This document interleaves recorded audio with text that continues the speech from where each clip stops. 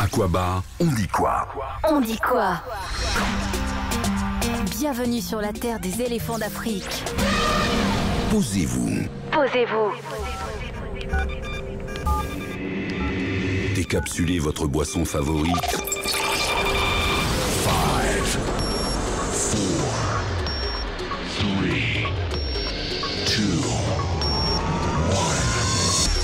2, 1. Oubliez vos gourmands et appréciez ce podcast Abidjan Talk Live. Abidjan Talk Live. Chaque fin de semaine, enregistré depuis nos studios à Trècheville. Venez découvrir toutes les actualités Et les histoires qui comptent.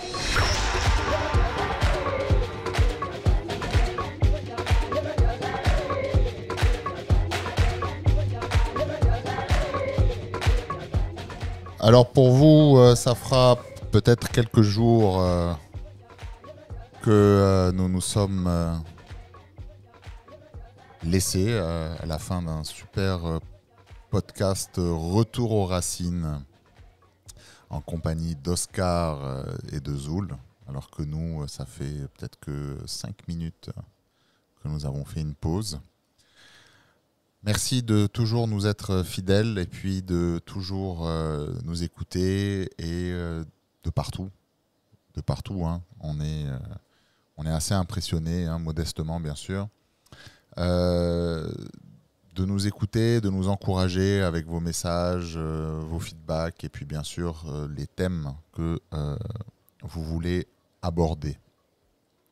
Alors, dans cet épisode, on reçoit encore Oscar. Salut Oscar.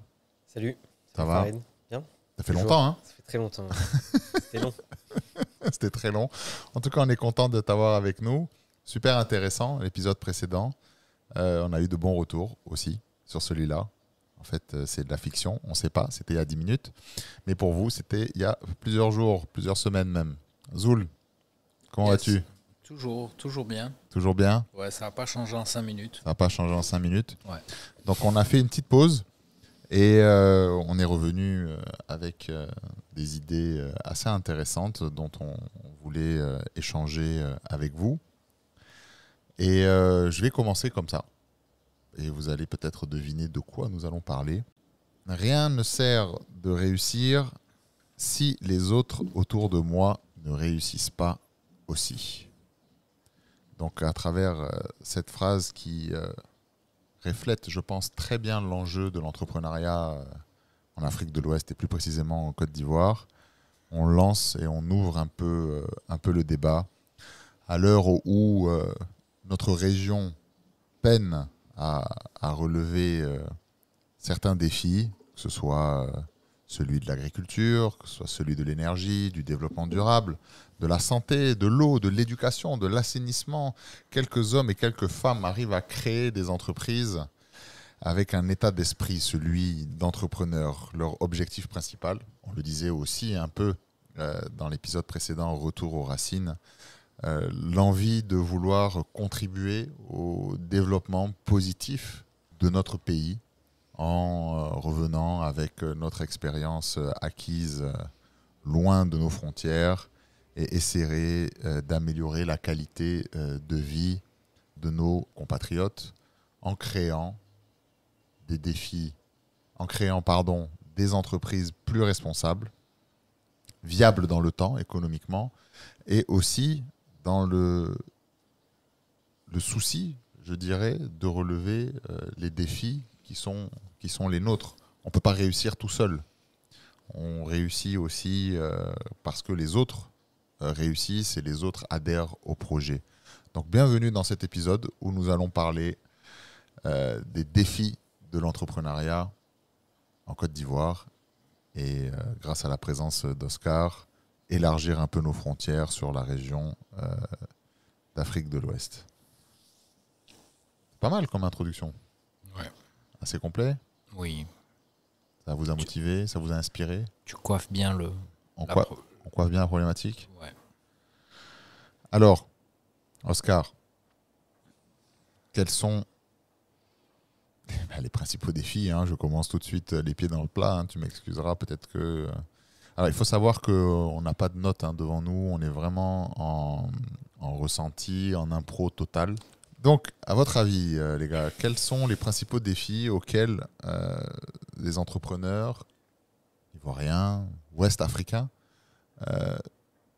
sont-ils confrontés dans le parcours de création d'entreprise, d'entreprendre et tout? C'est un parcours fastidieux déjà? Je vais me permettre d'abord une petite vision plus générale que l'Afrique de l'Ouest. Enfin, faut quand même d'abord mettre l'accent sur le fait que l'entrepreneuriat, de manière générale, c'est très, très, très, très, très difficile. Beaucoup de challenges. Je pense que c'est important de rappeler ça parce que les réseaux, Internet, tout ce qui génère de l'information, tout ce qui nous donne de l'information, montre uniquement les success stories. Ouais. En réalité, quand tu et Zoul connaît mieux ce secteur-là que moi, mais quand tu regardes des sociétés type Facebook, Instagram, etc., c'est in fine vraiment des success stories. Il y en a eu plein avant. Donc c'est voilà, juste le contexte, il faut vraiment mettre en exergue que c'est très très très difficile l'entrepreneuriat de manière générale. C'est pas tout le monde qui réussit. Il y a une question de momentum, il y a une question de chance, il y a une question de bonne idée à avoir. La chance qu'on a. Tout le monde n'est pas entrepreneur aussi. Tout le monde n'est pas entrepreneur. On peut avoir envie d'être entrepreneur, mais être confronté à la réalité. Oui, tout à fait.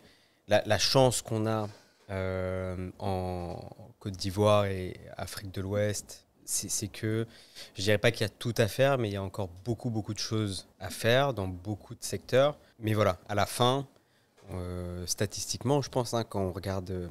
je suis désolé, je reviens toujours sur ce sujet, mais c'est parce que c'est ma culture professionnelle.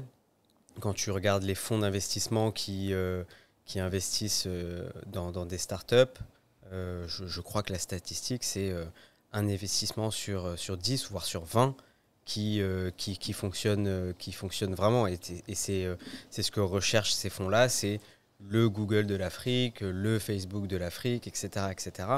Donc voilà, de manière globale, c'est important de mettre en exergue que les success stories dont on entend parler quand il s'agit d'entrepreneuriat, elles sont quand même très, très limitées.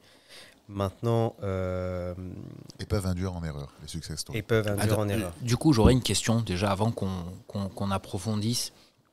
Est-ce qu'il n'y aurait pas une problématique, parce qu'aujourd'hui, il n'y aurait pas une problématique même à la base de modèle? Parce qu'aujourd'hui, dans l'entrepreneuriat, on essaie de copier, tu as donné des exemples qui sont typiquement occidentaux, Google, Facebook. Est-ce qu'on n'essaie pas de copier un modèle d'entrepreneuriat occidental et qui n'est pas forcément adapté à l'Afrique et qui fait que ça ne marche pas? Je vais donner un exemple, on en parlait un peu avant. Le modèle d'entrepreneuriat occidental, c'est un modèle qui est très capitaliste. C'est tout de suite grossir vite, grandir vite, atteindre une stabilité, un équilibre assez rapidement et puis générer du bénéfice tout de suite. Alors qu'on en parlait, on disait qu'aujourd'hui en Afrique, on est sur des cultures, la culture de la confiance, où il faut la construire. Ça met du temps, et on le voit nous aujourd'hui dans le travail, sur des projets sur lesquels, par exemple en Europe, on mettrait 6 mois, en Côte d'Ivoire, on mettrait par exemple 2 ans. Donc, est-ce que le modèle même d'entrepreneuriat aujourd'hui, puisqu'on essaie de calquer le modèle occidental, est-ce que déjà il est adapté au contexte africain? Tu vois, il y a déjà cette première question peut-être à se poser. On reviendra là-dessus, mais moi je pense que c'est un gros facteur, c'est qu'aujourd'hui on essaie beaucoup de copier le modèle d'entrepreneuriat occidental, mais on n'essaie pas de créer un modèle typiquement africain. Adapté au contexte. En fait, avant de te répondre, j'ai juste besoin de savoir, est-ce que tu dissocies le contexte de l'entrepreneuriat de l'entrepreneur et de ses propres qualités elles-mêmes, ou est-ce que tu parles dans une globalité? Non, je le dissocie. J'aborde pas encore la question de l'entrepreneur lui-même, de ses qualités, de ce que ça va nécessiter. Je parle même du concept d'entrepreneuriat. Est-ce que le concept aujourd'hui, le concept même, entre guillemets, start-up, est-ce qu'il est adapté à l'Afrique, au contexte africain?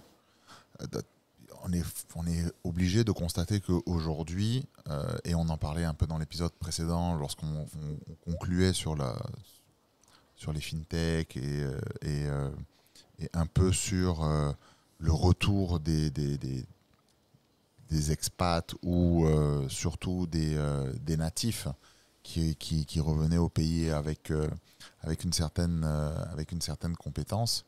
Je pense sincèrement que la complexité administrative pour pouvoir aiguiller quelqu'un qui se lance dans le domaine de l'entrepreneuriat, de l'entreprise, elle est similaire que ce soit en Occident ou que ce soit sur nos terres africaines. Non, là même tu rentres, on va dire, dans l'aspect opérationnel. Moi, je te parle vraiment plus d'un aspect, pas opérationnel, mais d'un aspect, alors c'est pas vraiment de la stratégie, je sais pas, conceptuel. L'entrepreneur naît entrepreneur. Pour moi, c'est ma conception de la chose. Un entrepreneur naît entrepreneur. Et dès l'instant où il est entrepreneur, il a dans sa boîte à outils des qualités qui sont intrinsèques à sa personnalité. Un entrepreneur est quelqu'un qui a une grande capacité d'adaptation et qui sait tout de suite saisir l'opportunité quand il la voit, il sait remettre en question, il sait ajuster sa voile, si on reste dans des métaphores très jolies, il sait ajuster sa voile pour pouvoir prendre le vent, avancer et cueillir les opportunités quand elles arrivent. Donc, je pense que peu importe là où il se trouve, l'entrepreneur a dans son panel d'outils qui lui sont propres cette capacité-là à s'adapter. Et heureusement, parce que l'entrepreneur est une faible partie de la population de personnes en entreprise. Tout le monde n'est pas entrepreneur, tout le monde n'est pas chef d'entreprise, tout le monde n'a pas cette notion-là de dévouement, où tout le monde a une vision, mais tout le monde n'a pas forcément la même discipline pour pouvoir matérialiser sa vision en objectif et en résultats concrets.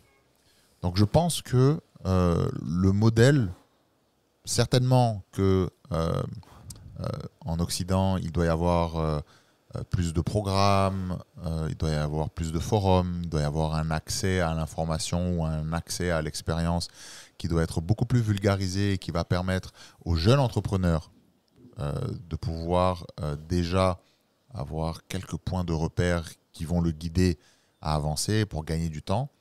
Et par contre, là où je te rejoins un peu, je pense que le manque d'exemples concrets, puisqu'on est aussi dans une société de buzz, on parlait de success stories qui sont plus mis en avant que réellement la partie cachée de l'iceberg, qui est celle où on ne compte pas ses heures, où on se sacrifie, où on est loin de sa famille, où on échoue. On échoue avant personne ne fait des stories où il échoue. Il n'y a que des belles histoires dans les posts des réseaux sociaux. Je pense que sur nos terres, il y a moins d'exemples. Il y en a, mais il y en a beaucoup moins qui partagent en fait leur parcours. Et aussi, il n'y a pas de repères administratifs. Alors, on a essayé de créer quelque chose pour faciliter la création d'entreprises en Côte d'Ivoire, mais ça reste complexe, ça reste lent, ça reste pas encourageant, on va dire, lorsque l'entrepreneur vient avec son idée ou ses idées et ce qu'il a envie de réaliser.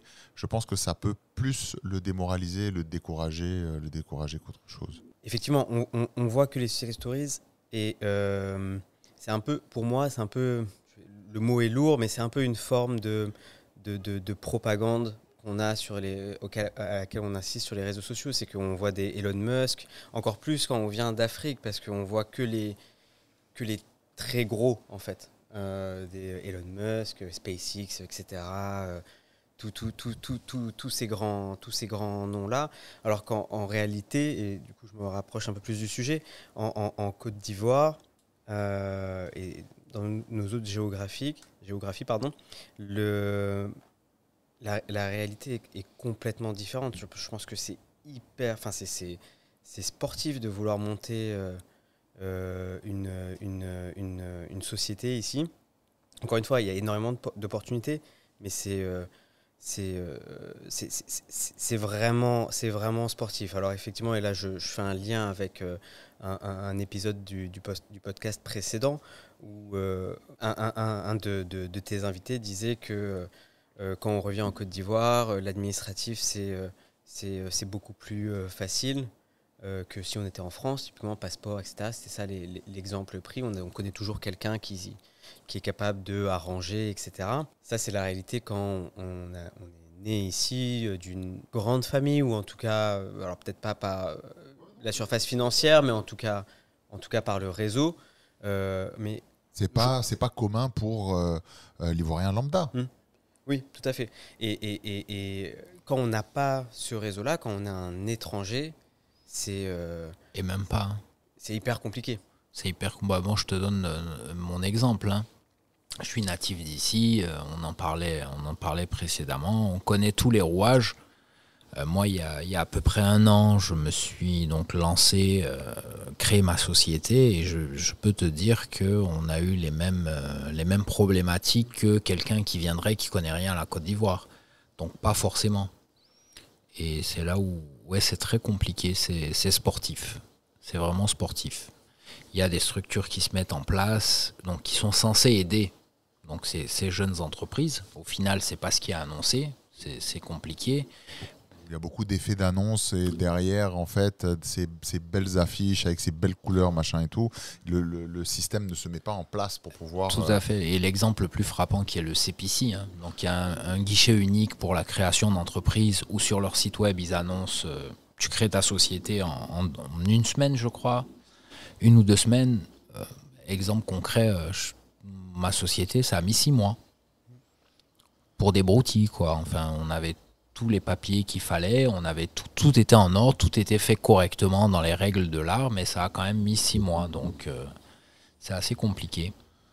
Ouais, et surtout lorsqu'on sait que lorsqu'on démarre une activité en tant qu'entrepreneur, on est essentiellement motivé par la passion de ce qu'on est en train de faire.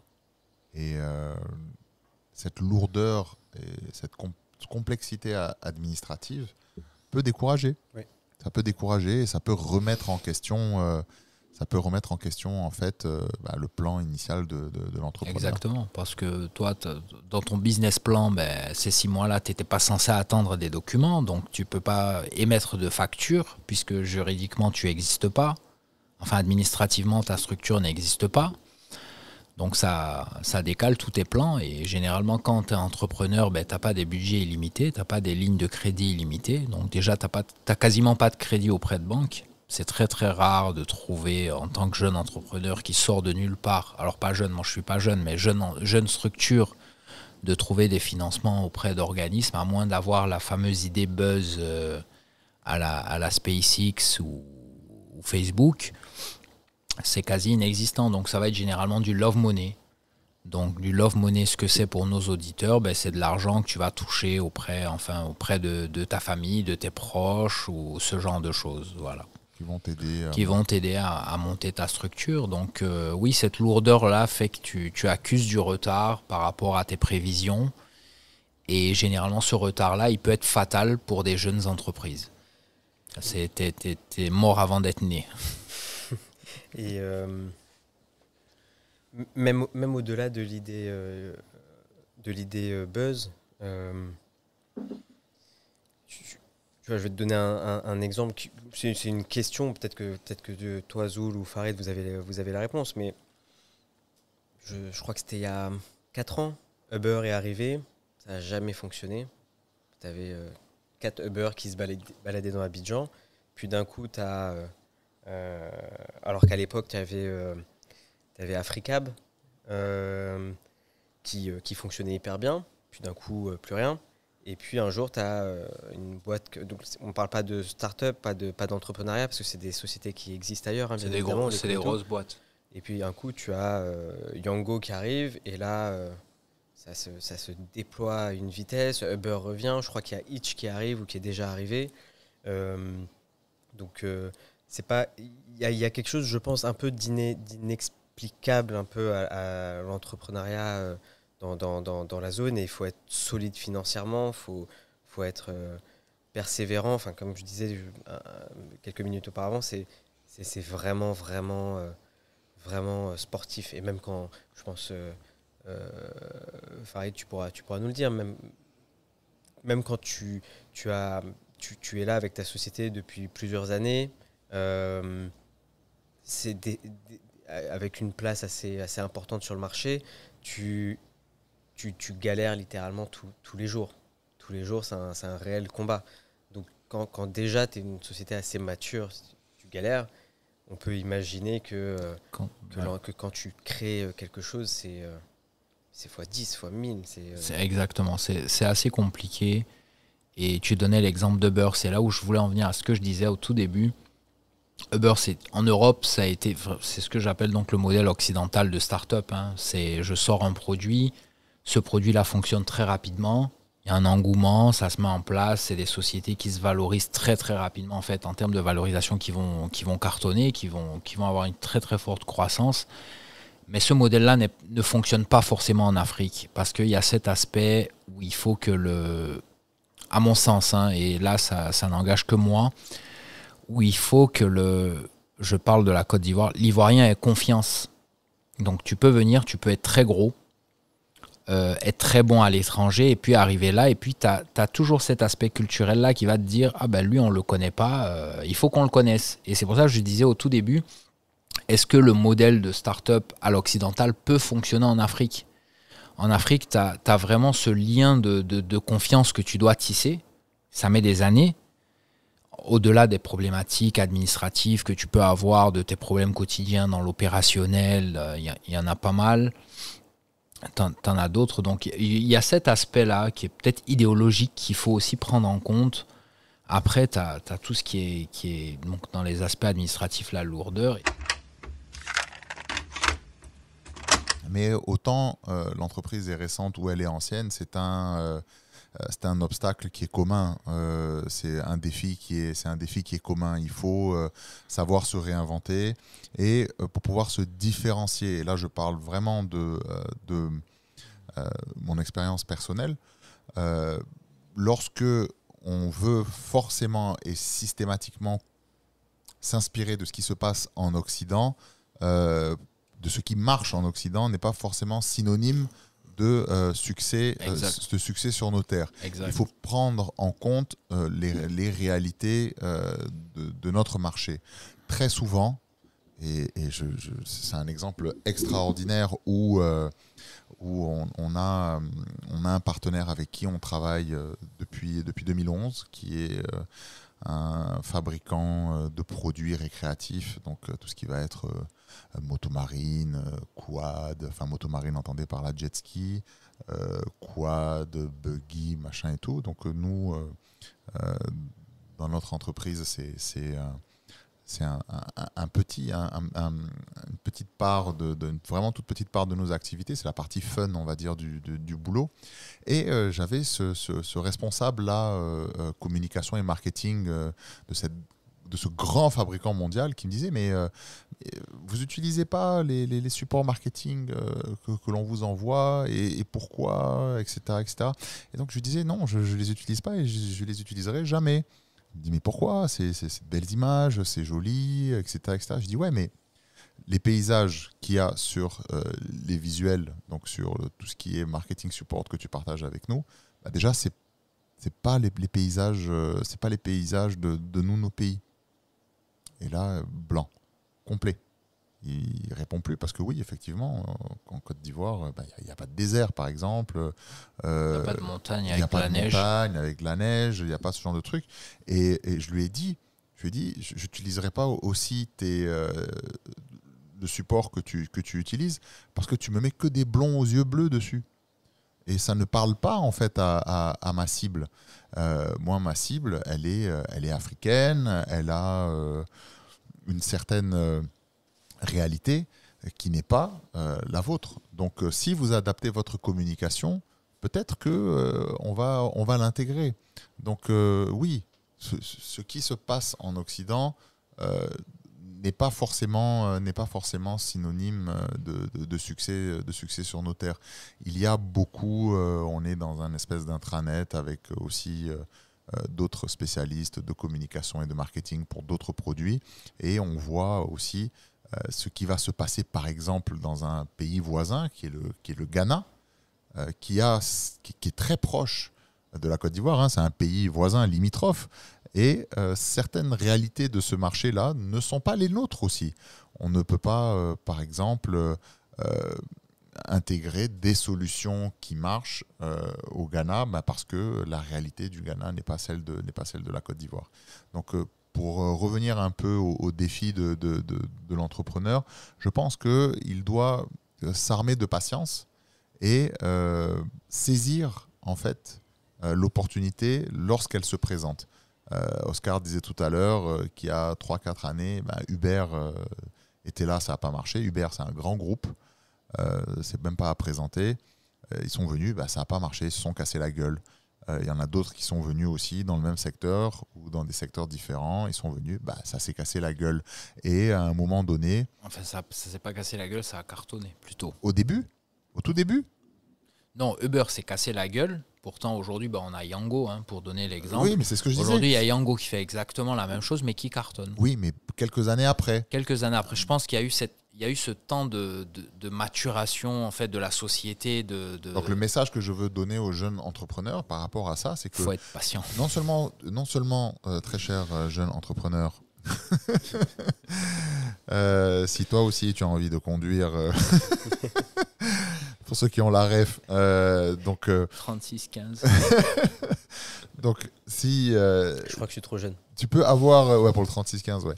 Si tu peux avoir la bonne idée et le bon filon dans un business, dans un secteur ou dans un projet, et que ça ne marche pas, tout simplement peut-être parce que le timing il n'est pas bon. Il n'est pas adapté. Exactement. Ouais. Aujourd'hui, on voit que, par exemple, notre système bancaire, donc là je reviens à nos infrastructures, le système bancaire n'est pas prêt aujourd'hui pour du crédit à la consommation. Lorsque l'on voit les taux d'intérêt qui sont pratiqués pour prendre un prêt et pour pouvoir acheter Investir, tout simplement. Investir ou acheter n'importe quoi. Oui, investir. C'est presque comme si on est parti de déposer un rein et peut-être c'est même pas sûr qu'on le récupère. Donc lorsqu'il va y avoir une réelle volonté de prendre des risques, que ce soit en support gouvernemental ou que ce soit en support des infrastructures qu'il y a autour de nous, et que dans cette part de risque, il y a forcément une part d'échec comme une part de réussite, on aura de plus en plus d'entrepreneurs et on aura de plus en plus de projets et on pourra démarrer un nouveau cycle. Là, le financier Oscar s'est relevé. Et, oui, c'est la question que j'allais lui poser, lui qui est du domaine. Alors, est-ce que tu penses qu'aujourd'hui, le fait qu'il se soit compliqué de se retourner vers des établissements financiers pour prendre des prêts à l'investissement et tout, c'est quoi? C'est vraiment cet aspect risque-là qui est le gros frein pour eux, ou il y a autre chose derrière? Ça dépend de quel entrepreneuriat on parle. Est-ce qu'on parle de... On va donner un exemple tout simple. Moi, je suis un jeune ingénieur sorti d'école. J'ai une idée, pour rester dans le domaine de la tech, j'ai une idée d'application révolutionnaire qui pourrait changer de la vie de mes concitoyens. Voilà, le contexte, il est posé. Aujourd'hui, je vais aller auprès d'un établissement financier ou d'un fonds d'investissement. Alors, je ne sais pas trop comment ça se passe au niveau des fonds d'investissement. Et peut-être que tu pourras nous éclairer là-dessus pour aiguiller éventuellement de futurs entrepreneurs. Alors, qu'est-ce que je dois faire? Donc, j'ai l'idée. L'idée est intéressante sur le papier et je recherche des financements. Écoute, je vais peut-être en fâcher certains de vos éditeurs, mais déjà, il ne faut pas aller voir une banque. D'accord, c'est noté, ok. Non, mais tu le disais très bien au début, c'est alors toi, tu appelles ça du love money, je ne connaissais pas. Moi, j'appelle ça du friends and family. Alors oui, il y a les deux termes. En fait, dans les startups, dans le monde des startups, on appelle ça aussi du love money. Ok. C'est exactement ça. Et en fait, tu vas devenir intéressant. Et là, c'est surtout mon point de vue et de ce que j'ai pu... Et par rapport au contexte ivoirien. Hein. Oui, bien sûr. Ouais. Tu vas devenir intéressant quand ta startup, avant de générer du revenu, elle génère de la data. D'accord. Tu le vois, il y a des boîtes... Vulgarise, ça parle pas forcément à tout le monde, générer de la data. Tu vas prendre des boîtes comme Wave, des boîtes qui font du pay as you go solar, c'est des kits solaires que tu achètes... t'achètes une petite valise à crédit, tu la déploies, hop, ça te fait un panneau solaire et puis ça te donne une lampe, la radio, etc. C'est des boîtes qui ne génèrent pas de revenus. Elles sont pas, enfin, du revenu si, mais elles ne sont pas rentables. En revanche, elles ont une base de données clients qui sont capables de payer, savoir combien ils payent par mois, etc. etc. C'est ça que les investisseurs achètent en fait, en réalité aujourd'hui. Ce qui peut être un risque, hein, parce que tu as ce type de boîte-là qui aujourd'hui lève des millions, enfin même parfois des centaines de millions de dollars, mais sur base de... J'ai une base client. Je suis pas rentable, mais par contre j'ai une base client. J'ai un peu élargi le sujet, mais pour répondre à ta question, tu montes ta boîte, c'est surtout d'abord, comme tu le disais, des friends and family. Ensuite, ça va être des fonds d'investissement spécialisés. Mais les banques, malheureusement, dans nos géographies, elles vont intervenir, très honnêtement, à la troisième levée de fonds. D'accord. Troisième levée de fonds. Okay. Et de toute façon, avant, même si tu y arrives, comme tu disais, Farid, tu vas perdre un rein. Donc ça peut être un frein à l'entrepreneuriat, l'accès au financement. Oui, bien sûr. Ouais.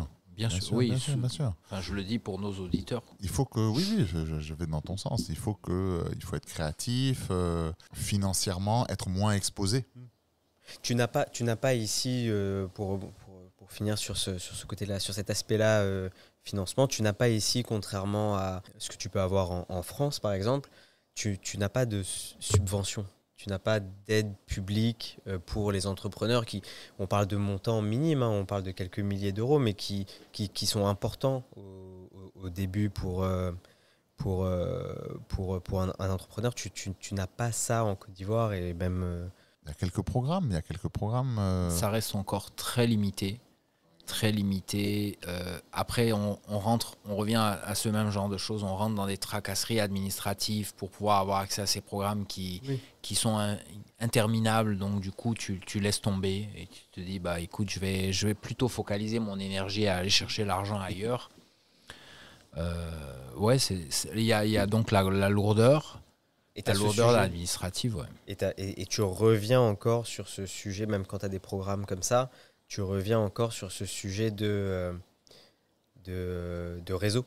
En fait, tu y as accès quand tu as un réseau. Exactement. Il faut avoir des contacts, des premiers clients. Oui. Ça, ce serait l'idéal. C'est que dans tes réseaux, tu aies éventuellement tes futurs clients, tes futurs premiers clients qui vont te permettre de couvrir éventuellement tes charges, hein, tes charges de ton entreprise naissante pour te laisser un peu plus de répit pour pouvoir... décoller, quoi. Et alors c'est bateau, hein, mais dans ces friends and family investisseurs, c'est bateau, mais ce qui fonctionne bien, c'est que tes actionnaires initiaux soient également tes clients.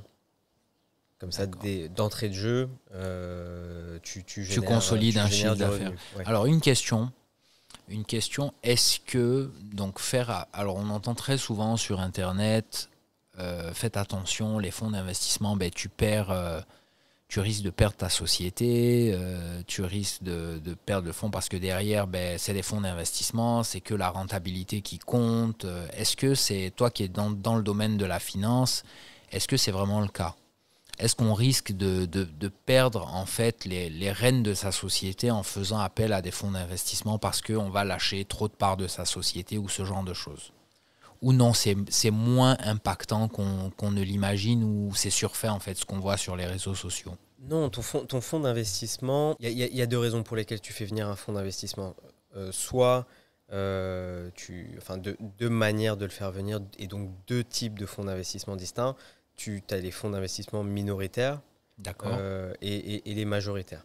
Quand tu fais appel à un fonds d'investissement majoritaire, en général, ce que tu vois dans nos zones, mais c'est pareil ailleurs, c'est une boîte familiale. Il n'y a pas les enfants qui sont là pour reprendre et assurer la continuité de la boîte. On fait rentrer un actionnaire majoritaire, fonds d'investissement, qui va prendre 60% de la boîte en vue de 7 ans plus tard, vendre 100% de la boîte et puis tout le monde sort et puis basta. Quand tu vas chercher plutôt un fonds minoritaire, donc inférieur à 50%, et en général ça tourne, ce type de fonds-là prennent entre 30 et 45% de la boîte. Je parle de sociétés matures là. Oui. Sur des startups, tu as des fonds qui vont prendre 10%, etc. D'accord. Tu vas chercher ce type d'investisseur-là quand tu veux accélérer la croissance de ta boîte dans un contexte où soit tu es trop endetté déjà, et donc les banques ne te prêtent plus, soit emprunter coûte moins cher qu'aller chercher un investisseur extérieur. Ça peut arriver. Donc c'est dans ce cas-là qu'on se pose la question de est-ce que je vais perdre ma boîte ou pas. En général, la sortie du fonds d'investissement minoritaire, elle est prévue d'avance. D'accord.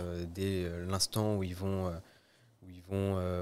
investir. Après, est-ce que tu vas réussir à faire ce que tu as voulu à T0 ?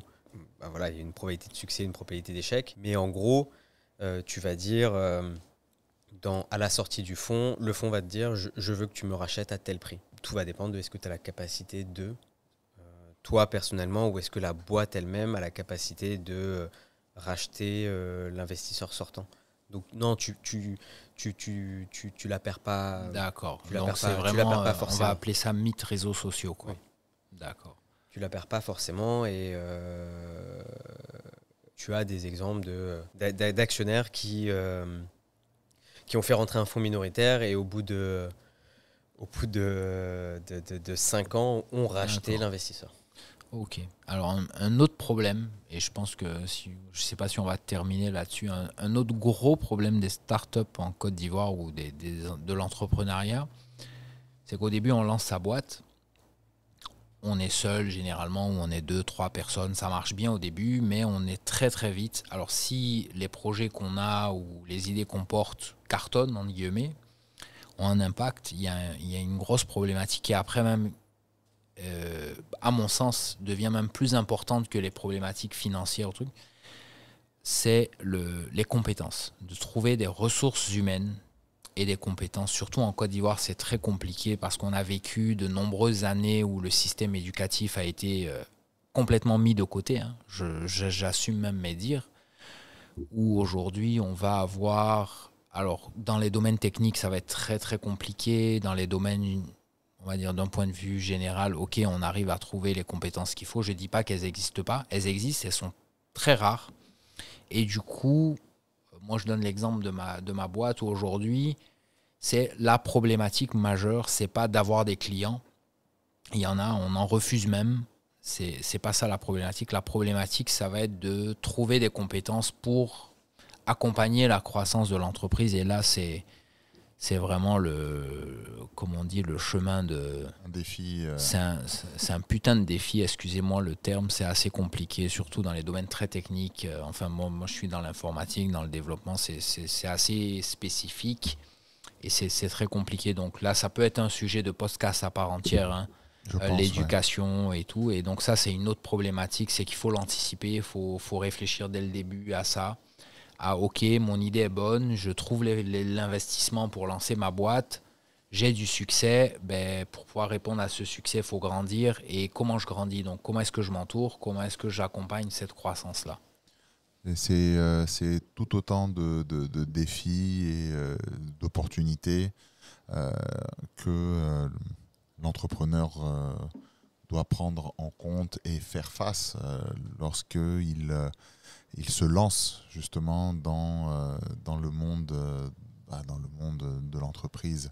Mais après, ça va dépendre aussi, comme tu dirais, comme tu disais, pardon, tu es dans un secteur où la technicité est vraiment un élément clé du développement de ton business. Et par contre, pour conclure, je reviendrai un peu sur ce que tu disais au début et j'essaierai dans mon propos de donner des ouvertures et des perspectives à peut-être un auditeur qui a envie de se lancer, un jeune entrepreneur. C'est malgré la passion et malgré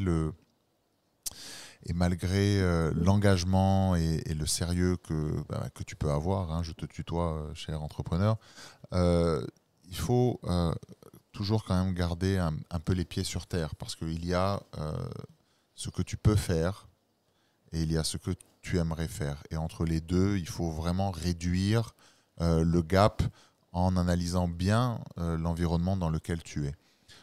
On disait tout à l'heure qu'en Côte d'Ivoire, il n'y avait pas suffisamment d'infrastructures. Je suis à peu près d'accord. L'administratif est complexe. Je suis complètement d'accord. Mais par contre, des secteurs comme l'agriculture, des secteurs comme le tourisme, même l'industrie un peu manufacturière, elle n'est pas développée. On a raté la révolution industrielle, tu le disais dans un podcast précédent. Et certaines technologies, on est vraiment dans le monde de la digitalisation, sont des secteurs d'avenir pour la Côte d'Ivoire parce que la Côte d'Ivoire a prévu certains programmes pour pouvoir alléger la fiscalité et favoriser l'investissement des jeunes startups qui se lancent dans ce type de secteur-là. L'agriculture et c'était quoi la phrase célèbre du président Félix Houphouët-Boigny, le succès de ce pays repose sur l'agriculture. Et aujourd'hui, on voit que, et moi je l'ai vécu, lorsque c'était la période de l'EVA, tout le monde est rentré dans l'EVA. Lorsque c'était la période de la palme, tout le monde la cajou. Voilà. Bon, aujourd'hui, on est fiers. On est premier pays exportateur de café cacao. On est un des top pays exportateurs de noix de cajou. Je crois que le deuxième, voilà. Si je dis pas de bêtises. Mais lorsque on parle par exemple de chocolat, lorsqu'on parle de chocolat à l'échelle mondiale, on parle du chocolat suisse, on parle du chocolat belge, on parle pas du chocolat. Alors qu'il n'y a aucun de ces pays où le plant de cacao pousse. Exactement, alors que le top 5 des pays exportateurs de cacao, ce sont des pays africains. Enfin, tropicaux. Je crois que le deuxième, c'est le Ghana et le troisième, c'est le Brésil, si je dis pas de bêtises. En tout cas, des pays émergents. Tu as 5 pays africains. Le premier, c'est la Côte d'Ivoire. Le deuxième, c'est le Ghana. Et après, on est dans des pays limitrophes. Mais les 5 premiers pays, c'est les pays africains. Je n'ai pas le classement sous les yeux, mais les 5 premiers pays, c'est des pays africains. Donc, l'entrepreneur aussi, avant de se lancer et avant d'essayer d'importer des idées entrepreneuriales de l'Occident, il devrait plus analyser quels sont les besoins de notre marché, exactement le contexte local, et se dire, voilà, là, j'ai une perspective de développement, j'ai une perspective intéressante. Alors oui, c'est pas forcément un métier sexy, c'est pas forcément un métier... Alors là, voilà, c'est cet exemple de modèle. Ça veut dire qu'on va plutôt viser quelque chose qui va être utile plutôt que, entre guillemets, sexy, comme tu dis. Voilà, et moi j'encouragerais en tout cas le jeune entrepreneur ou la jeune entrepreneur qui nous écoute, d'aller plus dans ce sens-là, et puis d'être persévérant, et puis d'être toujours animé de passion. Après, juste une petite précision, parce que tu parles du cacao qui est assez particulier, hein, comme exemple. Le cacao est exporté en tant que matière première parce que ça coûte moins cher en fait, et c'est beaucoup plus rentable d'exporter la matière première aujourd'hui en Côte d'Ivoire que de produire. Donc les entités ne sont pas incitées à produire le cacao du chocolat, le cacao transformé a plus de valeur que le cacao à l'état brut. Donc on a plus intérêt à être encouragé à investir dans la transformation locale pour pouvoir après... Donc là, on revient à avoir un ensemble de règles, enfin d'aides ou de règles administratives qui vont permettre l'investissement local, quoi. Non, tout à fait. De manière générale, plus tu vas transformer un produit, plus il va prendre de la valeur. Le problème, c'est quoi ce coût de transformation ? Ici, tu prends juste le coût de l'électricité, il te fait exploser tes charges, et donc tu n'es plus compétitif, en fait. Tout à fait, ouais. Donc il y a cet aspect-là qui est important sur des sujets comme le cacao. Et peut-être un dernier point, je reviens sur l'entrepreneuriat, qui est souvent sous-évalué par les entrepreneurs. C'est le facteur temps pour sourcer de l'argent. Là où lever des fonds dans un pays, en Europe, dans un pays développé, prendrait 3 à 6 mois. Ici, ça prend 1 an à 2 ans. D'accord. Okay. Donc, il y a ce facteur temps qui souvent est sous-estimé et qui cause l'échec, en fait. D'accord. En tout cas, on espère avoir pu couvrir ce sujet très intéressant sur l'entrepreneuriat avec ses opportunités, ses défis, ses obstacles en terre d'Éburnie. Merci Oscar, merci Zoul. Merci à vous. Merci à vous. Merci chers auditeurs. Passez de bonnes vacances. Oui, et à très bientôt.